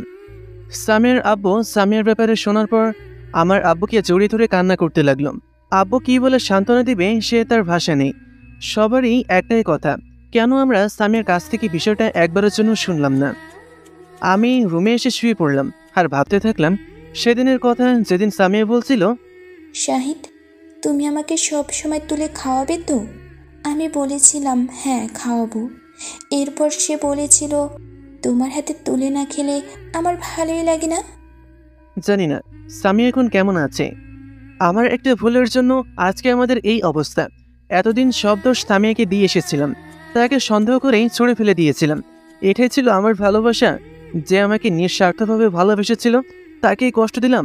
সেই দিন যদি সামিয়ার একটা কথা শুনতাম তাহলে হয়তোবা এমন হতো না। নিজেকে নিজের প্রতি খারাপ লাগছে। সারা রাত চোখে দুইটি পাতা এক করতে পারিনি।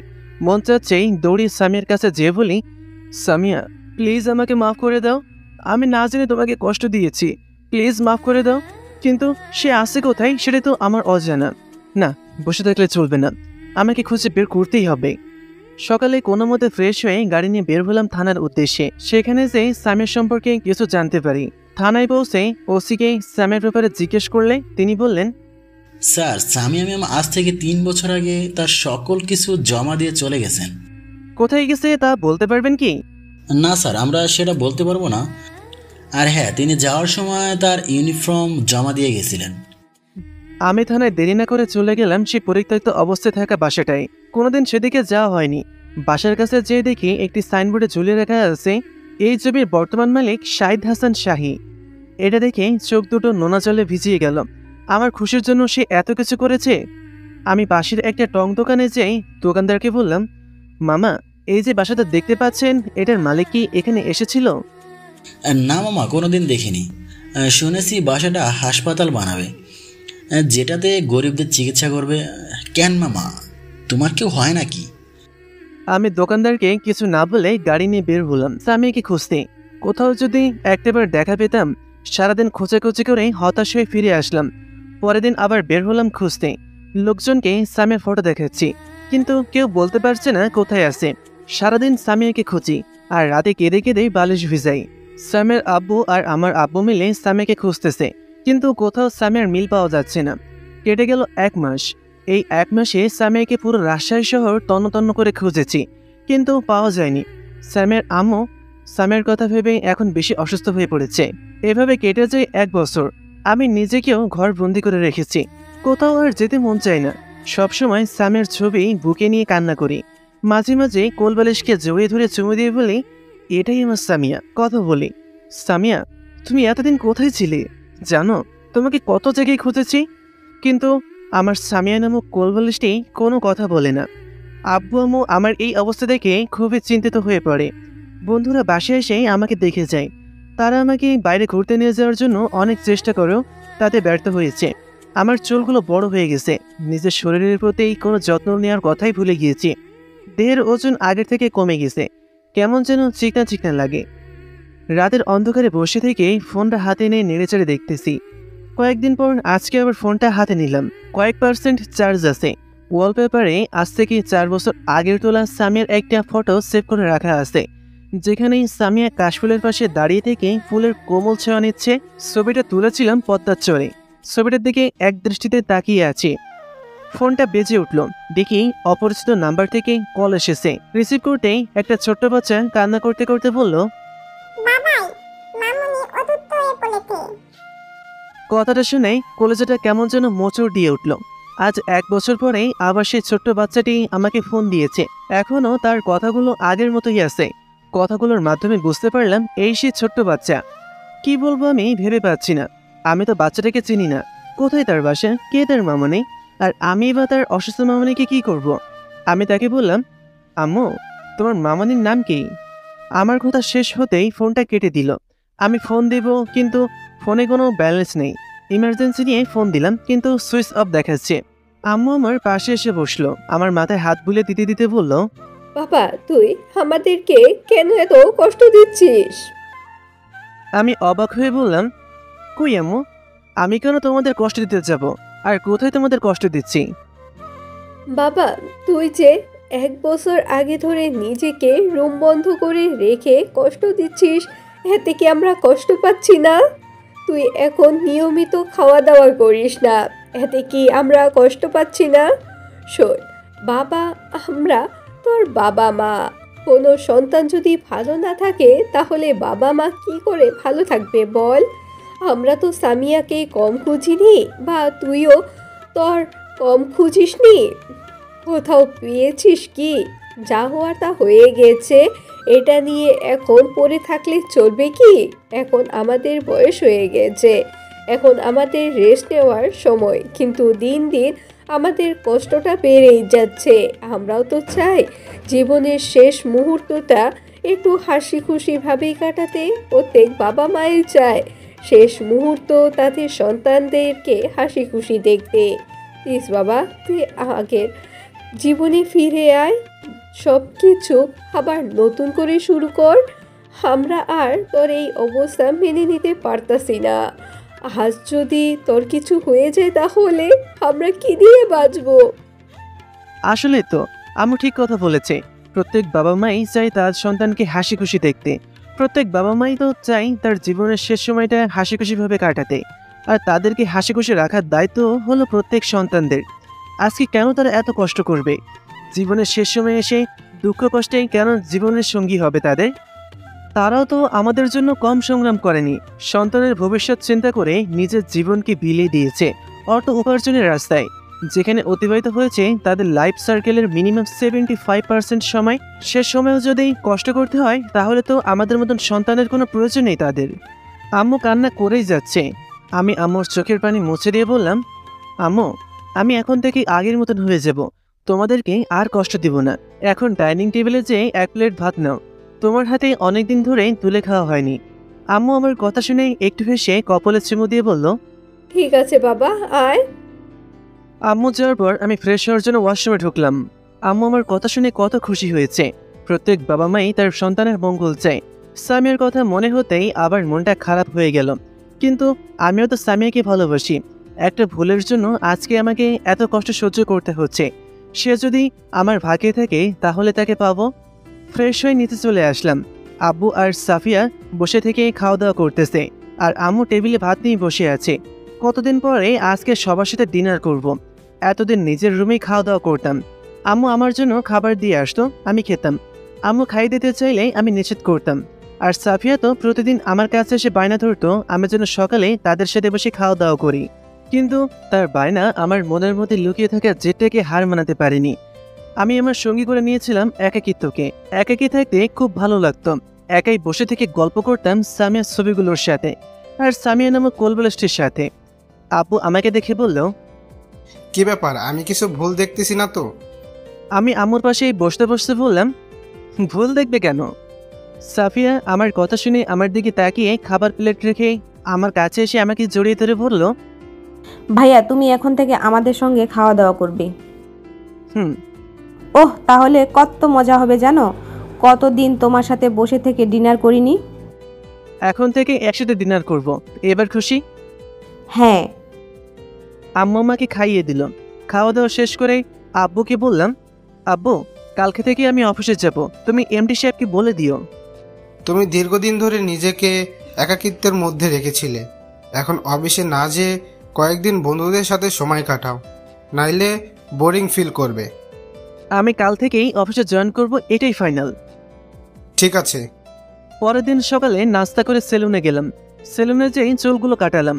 বাসায় এসে গোসল করে অফিসে চলে গেলাম। তবে সাধারণভাবেই গেলাম। নিজেকে গোছানোর মতন আর সময় নেই। তাছাড়া এসবের প্রতি ভক্তি উঠে গেছে। মনের মানুষটা যদি বাঁচে থাকতো তাহলে হয়তো মনে কিছুটা রস জন্মাতো। অফিসে যাওয়ার পর সবাই আমাকে স্বাগতম জানালো। অনেকদিন পর আজকে অফিসে আসলাম। সকলের সাথে কথা বলেই আমি আমার কেবিনে চলে আসলাম। একটু পরে আমার পিএ নেহা এসে বলল, স্যার, আপনাকে আজ কতদিন পরে দেখছি। আলহামদুলিল্লাহ, তুই কেমন আছিস? আমিও ভালো আছি। অফিসটা এখন খুব ভালোভাবেই চলবে। অফিসে কিছুক্ষণ কাজ করে বাসায় চলে আসলাম। প্রথম দিন আজকে ভালো লাগতেছে না। পরের দিন আবার অফিসে গেলাম। নেহা মেয়েটি যথেষ্ট ভদ্র এবং মিশুকে, মধ্যবর্তী পরিবারের মেয়ে, বাবা মা আর ছোট ভাই নিয়ে তার সংসার। তার বাবা একটা ব্যাংকে জব করতেন, এখন অবসরে আছেন। দেখতেও খুব সুন্দর, কিন্তু কোনোদিন রূপের বড়াই করেনি। আমার সঙ্গে একেবারেই ফ্রি। আমি তাকে বোনের মতোই দেখি। 2 বছর আগে লেখাপড়া শেষ করে আমার কোম্পানিতে চাকরির ইন্টারভিউ দেয়। ভাগ্যক্রমে টিকেও যায়। তার কাছে মুগ্ধ হয়ে আমি তাকে আমার বিয়ে বানিয়ে দিই। এখন সে ভালো স্যালারি পায়। কেবিনে বসে থেকে ল্যাপটপ অন করতে নেহা আমার রুমে আসলো। নেহা বলল, স্যার কেমন আছেন? আলহামদুলিল্লাহ। তোর কি অবস্থা? আর তোকে কতবার বলবো আমাকে স্যার না ভাইয়া বলে রাখবি? আলহামদুলিল্লাহ ভাইয়া, আমার অবস্থাও ভালো। বিয়ে করবি নাকি আমি তোর জন্য ছেলে দেখা শুরু করব? আন্টি তো আমাকে বলতেছে ছেলে দেখার জন্য। বাদ দিন এসব, আগে বলুন ভাবির কি খবর, মানে ভাবির সন্ধান পেয়েছেন? না, অনেক খোঁজাখুঁজি করেছি কিন্তু কোথাও পাইনি। সরি ভাইয়া, আমি মনে হয় কথাটা বলে আপনাকে কষ্ট দিলাম। না, সমস্যা নেই। অফিস শেষ করে বাসায় আসলাম। কেটে গেল 1 সপ্তাহ। অফিসে যেতেই নেহা বলল, ভাইয়া আমাদের কোম্পানির সাথে এফসি কোম্পানির একটা মিটিং আছে, আর মিটিংটা করার জন্য আমাদেরকে সিলেট যেতে হবে। কবে মিটিং? আগামীকাল বিকেল 3টায়। ঠিক আছে, তুই সব ফাইল রেডি করে রাখিস, সাথে তুইও রেডি থাকিস। ঠিক আছে। রাতে গাড়ি নিয়ে আমি আর নেহা বের হলাম সিলেটের উদ্দেশ্যে। সিলেটে পৌঁছে কোম্পানি থেকে যে হোটেল বুক করা হয়েছিল সেখানে গেলাম। বিকেল 3টায় মিটিংয়ের জন্য এফসি কোম্পানিতে গেলাম, যেখানে মিটিং হবে। আর মিটিংটা ছিল একটা প্রজেক্ট নিয়ে। ভালোভাবেই মিটিংটা শেষ হলো। আমাদের কোম্পানির পারফরমেন্স ভালো হয়, প্রজেক্টটা আমাদের কোম্পানি পেয়েছে। আমি নেহাকে নিয়ে ঘুরতে বের হলাম। নেহা সিলেটের কিছুই দেখেনি। ঘোরাঘুরি করে হোটেলে চলে আসলাম। পরের দিন গেলাম জাফলং। সেখানে বেশ কিছু সময় কাটিয়ে একটা রেস্টুরেন্টে লাঞ্চ করে হযরত শাহজালাল রহমতুল্লাহর মাজার দেখতে গেলাম। মাজার দেখার পরে হোটেলে চলে আসলাম। আগামীকাল সকালে রাজশাহীতে চলে যাব। রাতে রেস্টুরেন্ট থেকে ডিনার করে হোটেলে এসে ঘুমিয়ে পড়লাম। সকালে যাওয়ার সময় মনে হলো সিলেটের বিখ্যাত কমলালেবু আর সাতকড়া আচারের কথা। গাড়ি থেকে নেমে দোকান থেকে কমলালেবু আর সাতকড়ার আচার নিয়ে বাড়ির কাছে আসতে লক্ষ্য করলাম একটা ছোট্ট বাচ্চা মেয়ে, বয়স আনুমানিক 3 বছর হবে। রাস্তার মাঝখান দিক দিয়ে দৌড়ে যাচ্ছে। মাঝ রাস্তায় তার খেলনার বেলুন উড়িয়ে গেছে। সেটা নেওয়ার জন্য বাচ্চাটি মাঝ রাস্তায় যাচ্ছে, আর সামনে থেকে একটা বাস হর্ন দিতে দিতে এগিয়ে আসতেছে। সেই বাচ্চাটির সেদিকে কোনো খেয়ালই নেই। বাচ্চাটিও কাছে চলে এসেছে। আমি হাতে থাকা কমলালেবু আর সাতকড়ার আচারের ব্যাগটা ফেলে দৌড়ে বাচ্চাটির কাছে গেলাম, আর বাচ্চাটিকে কোলে তুলে নিয়ে রাস্তার সাইডের দিকে লাফ দিলাম। আর বাসটি নিয়ন্ত্রণ হারিয়ে আমার বিপরীত সাইডে কারেন্টের খুঁটির সঙ্গে ধাক্কা লেগে যায়। ঘটনাটি দ্রুত ঘটে যাওয়ায় ঘটনাস্থলে অনেক লোক জড়ো হয়ে যায়। আমি বাচ্চাটিকে কোলে নিয়ে দাঁড়াতেই বাচ্চাটি আমাকে বাবাই বাবাই বলতে শুরু করলো। আমি ছোট মেয়েটির মুখে বাবাই বাবাই ডাক শুনে আশ্চর্য হয়ে গেলাম, কারণ এই বাচ্চাটি হলো সেই বাচ্চা যে আমাকে ফোন দিয়ে কথা বলতো। একেবারে সেম কণ্ঠ। আর অবাক করার বিষয় হলো ছোট্ট মেয়েটি আমাকে চিনতে পারলো কি করে? আমাকে কি আগে কোথাও দেখেছে নাকি? কিন্তু আমার তো মনে হচ্ছে না আমি এই বাচ্চাটিকে দেখেছি। তবে বাচ্চাটিকে কেমন যেন আপন আপন মনে হচ্ছে এটা আমার রক্তের সম্পর্কের কেউ। চারিদিকে কি হয়ে যাচ্ছে সেদিকে আমার কোনো খেয়াল নেই। আমি বাচ্চাটির দিকে তাকিয়ে এসব ভাবতেছি, আর বাচ্চাটি আমার দিকে তাকিয়ে আছে। পাশে থাকা একটা লোকের ডাকে আমি আমার ভাবনার জগৎ থেকে বের হলাম। ভাই, আপনার হাত থেকে রক্ত পড়তেছে। আমি লোকটির কথায় হাতের দিকে তাকাতেই দেখি কিছুটা লেগে গেছে। বাচ্চাটিকে কোল থেকে নিয়ে রাস্তার পাশে লাফ দেওয়ার সময় হয়তো এটা হয়েছে। বাচ্চাটি আমার হাতে রক্ত দেখে বলল, বাচ্চাটিকে যতই দেখতেছি ততই অবাক হয়ে যাচ্ছি। আমাকে বাবাই বাবাই বলতেছে কেন? আমি বাচ্চাটিকে জিজ্ঞাসা করলাম, আম্মু তোমার নাম কি?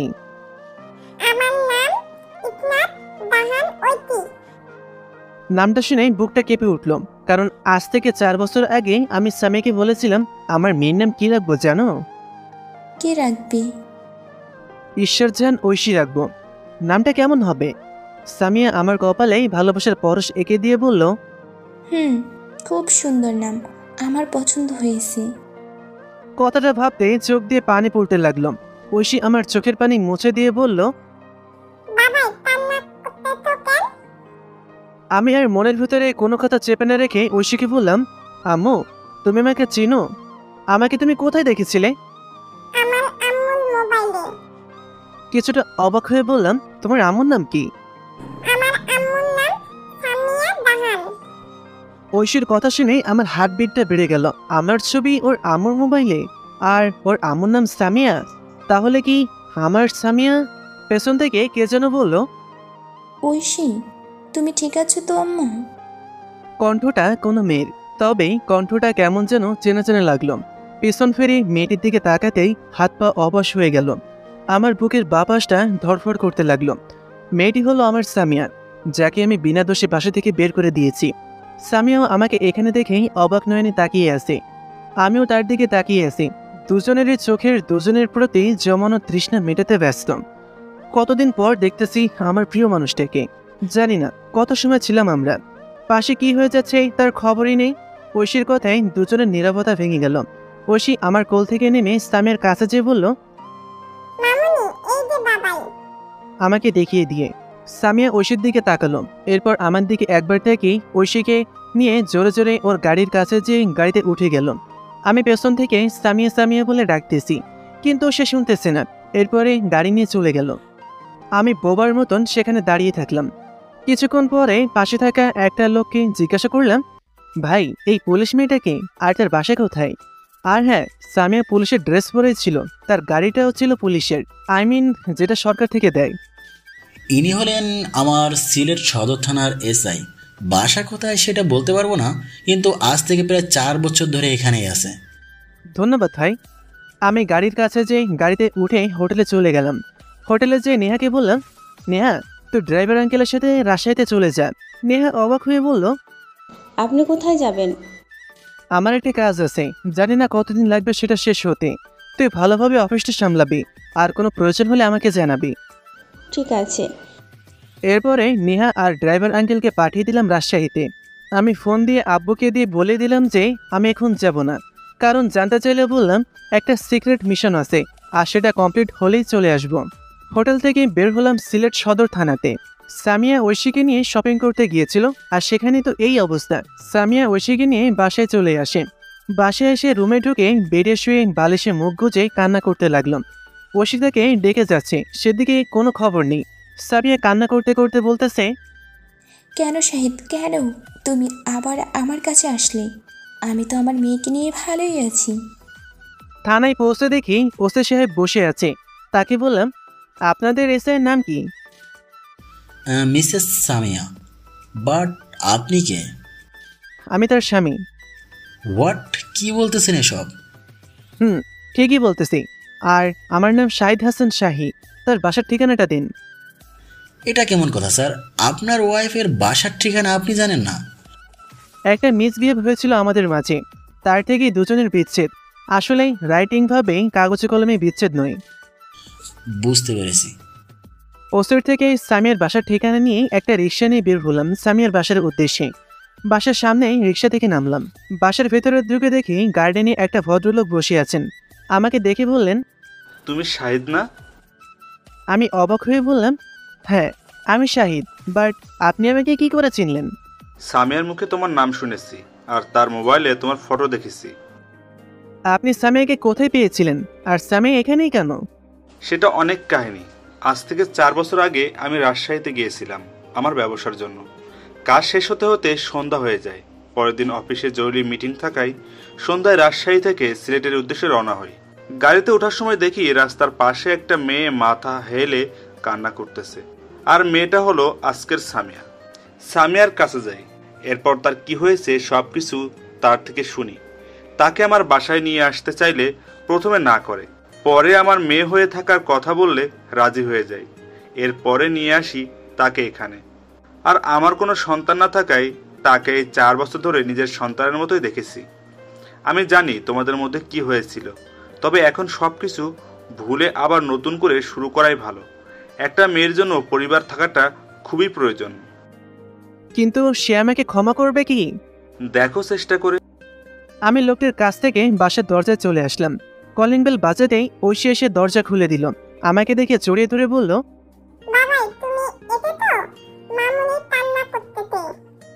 আমি কোলে নিয়ে বললাম, আম্মু এসেছি, তোমার আম্মুর কাছে চলো। ভেতরে ঢুকে দেখি সামিয়া সোফায় বসে কান্না করছে। আমাকে দেখে দাঁড়িয়ে যেয়ে বলল, কেন এসেছেন আপনি আমার কাছে? আমি সামিয়ার হাত ধরে বললাম, প্লিজ সামিয়া, তুমি আমাকে মাফ করে দাও। আমি তোমাকে না জেনেই কষ্ট দিয়েছি। সামিয়া আমার থেকে মুখ ঘুরিয়ে নিয়ে বলল, আমার কারো প্রতি রাগ নেই, আর আমার মতো পাপীর এর থেকে বেশি কষ্ট পাওয়া দরকার। প্লিজ সামিয়া, আমাকে মাফ করে দাও। চলো না নতুন করে সব কিছু শুরু করি। বললাম তো আমি মাফ করার কেউ না। আর কি বললেন? নতুন করে শুরু করতে? এটা তো একটা নতুন জোক শোনালেন। আমার মতো পাপী মেয়ের সাথে আপনি কি করে শুরু করবেন? আমি এবার সামিয়ার হাত ধরে বললাম, প্লিজ সামিয়া। আমার কথা শেষ না হতেই সামিয়া পাশে থাকা একটা ফল কাটা চাকু হাতে নিয়ে বলল, আপনি যাবেন নাকি আমি এটা দিয়ে আপনার জীবন শেষ করে দিব? আপনার মুখ দেখতে ইচ্ছে করছে না। সামিয়ার কথা শুনে কিছুটা স্তব্ধ হয়ে গেলাম। কাপা কাপা কণ্ঠে বললাম, যাচ্ছি, তবে একটা কথার উত্তর দিবে? কি? এই মেয়ে বাচ্চাটি কার? আমার কথা শুনে সামিয়া চমকে উঠল। কি বলবে ভেবে পাচ্ছে না। চুপ করে থাকতে দেখে বললাম, কি হলো বলো। এটা আপনার সন্তান। আমি অবাক হয়ে বললাম, মানে? আজ থেকে 4 বছর আগে আপনি যখন আমার মতো হতভাগী পাপীকে বাসা থেকে বের করে দিয়েছিলেন, তার আগের দিন আপনাকে আমি 2টা সারপ্রাইজের কথা বলেছিলাম। তার একটা হলো এই সন্তান, আমার গর্ভে আসার কথা। আপনাকে সারপ্রাইজ দেওয়ার কথা বলার কয়েকদিন আগেই আমার শরীরটা বেশ খারাপ হয়ে পড়ে, মাঝে মাঝেই বমি হতো। বুঝতে পেরেছিলাম আমি প্রেগনেন্ট, কিন্তু আপনাকে বলিনি আপনাকে সারপ্রাইজ দিব বলে। সেদিন সকালে আপনাকে বলেছিলাম আজকে আমার বাসায় ফিরতে দেরি হবে। দেরি হওয়ার কারণ, আমি থানার টাইম শেষ করে প্রেগনেন্সির বিষয়টা টেস্ট করার জন্য হাসপাতালে গিয়েছিলাম। হাসপাতালে যাওয়ার পর ভালোভাবে প্রেগনেন্সি টেস্ট করি, আর রিপোর্ট ভালো আছে। রিপোর্ট নিয়ে বাসায় যাই। ভেবেছিলাম আপনি সারপ্রাইজ পেয়ে খুশি হবেন, কিন্তু না, আমার ধারণা ভুল ছিল। আমি সারপ্রাইজ দিতে গিয়ে নিজেই বড় সারপ্রাইজ পেয়েছিলাম। কিছুক্ষণ থেমে আবার বলল, এখানে আসার প্রায় 9 মাস পর ঐশী জন্মগ্রহণ করে। বুঝতে শেখার পর থেকেই বাবাই বাবাই বলে কান্না করত। আমি তাকে থামাতে না পেরে মোবাইলে একটা ফটো ছিল, সেটা বের করে দিতাম। ঐশী ছবিটাকে দেখে বাবাই বাবাই বলে ডাকতে থাকে। যখনই ছবিটা কথা বলছে না, তখনই ঐশী কান্না করে দিত। তার কান্না আমার সহ্য হতো না, কারণ এই পৃথিবীতে সে ছাড়া আর আপন কেউ নেই আমার। তার কান্না থামানোর জন্য আমি আপনার ফোনে কল দিতাম, আর আপনার মেয়ে বাবাই বাবাই বলে ডাকতো। আপনার কথা শোনার পরে আবার ফোনটা আমাকে দিয়ে দিত। অনেক বাবারা যখন তাদের ছেলে মেয়েদের নিয়ে পার্কে যেত, তখন আমার এই ছোট্ট বাচ্চাটা কান্না করে দিয়ে বলতো, আমার বাবাই কোথায়? আমি বাবাইয়ের সাথে ঘুরতে যাব। আমি তার কথার উত্তর না দিলে সে কান্না করত। তার কান্না আর থামাতে পারতাম না, কারণ তার বাবাই যে তাদের কাছে আসবে না, তার বাবাই যে তার পাপী অপবিত্র মায়ের কাছে আসবে না। অ্যাটলিস্ট নিজেই তাকে নিয়ে ঘুরতে বের হতাম। সামিয়ার কথাগুলো বলেই ডুকরে কেঁদে উঠল। আমি ঐশীকে জড়িয়ে ধরে কান্না করে দিলাম। কপালে গালে অজস্র চুমু দিতে লাগলাম। আজকে আমার জন্য আমার মেয়ে এত কষ্ট পাচ্ছে। আমার কলেজাকে, আমার মেয়েকে আমি চিনতে পারছি না। আমি সামিয়াকে বললাম, প্লিজ সামিয়া, আবার ফিরে এসো না। ঐশীর তো মামনি বাবাই দুজনেরই দরকার। সামিয়ার চোখের পানি মুছে একটা দীর্ঘশ্বাস ফেলে বলল, আমি জানি আপনি আপনার ভুলটা বুঝতে পেরেছেন, এই জন্য হয়তো বা আজকে 4 বছর পর আমার কাছে এসেছেন, আবার আমাকে আপনার জীবনে ফিরিয়ে নেওয়ার জন্য। কিন্তু আমি আপনার জীবনে ফিরে যাব না। আমি চাই না আমার মায়ায় পড়ে কারো জীবন নষ্ট হয়ে যাক, আমার মতো পাপীকে নিয়ে কারো সম্মানহানি হোক। দয়া করে আপনি আমার কাছ থেকে চলে যান। একাই বাঁচতে শিখেছি, আল্লাহর রহমতে বাকিটা পথ অতিক্রম করতে পারবো। হয়তোবা মেয়েটিকে তার বাবার অধিকার দিতে পারবো না, কিন্তু চেষ্টা করব বাবার সমান ভালোবাসা চিহ্ন প্রাধান্য করতে। দয়া করে আপনি চলে যান। আমি তোমাদেরকে না নিয়ে কোথাও যাব না। দেখুন, আপনি না গেলে আমি কিন্তু দারোয়ানকে ডাকতে বাধ্য হব। আমি মুচকি হেসে বললাম, ডাকো। নিজের স্বামীকে যদি দারোয়ান দিয়ে বের করে দিতে ভালো লাগে তাহলে ডাকো। সামিয়া বিরক্ত হয়ে এদিক ওদিক তাকাতেই ফল কাটার চাকুটার কথা মনে হলো। চাকু হাতে নিয়ে বাম হাতের শিরার ওপর রেখে বলল, আপনি যাবেন কি না? যাচ্ছি, প্লিজ তবু নিজের কোনো ক্ষতি করো না। সামিয়ার বাসা থেকে আমি হোটেলে চলে আসলাম। ফ্রেশ হয়ে হালকা নাস্তা করে চকলেট, ফুচকা আর আইসক্রিম নিয়ে চলে গেলাম সামিয়ার বাসায়। বাসায় ঢুকতেই দেখি ঐশী আর ভদ্রলোকটা ফুলের গাছে পানি দিচ্ছে। ঐশী আমাকে দেখে দৌড়ে আমার কাছে আসলো। আমি তাকে কোলে তুলে নিয়ে কপালে একটা চুমু দিয়ে বললাম, আম্মু তুমি কি করতেছো? আর ওইটা কে হয় তোমার? ঐশী আমার গলা জড়িয়ে ধরে বলল,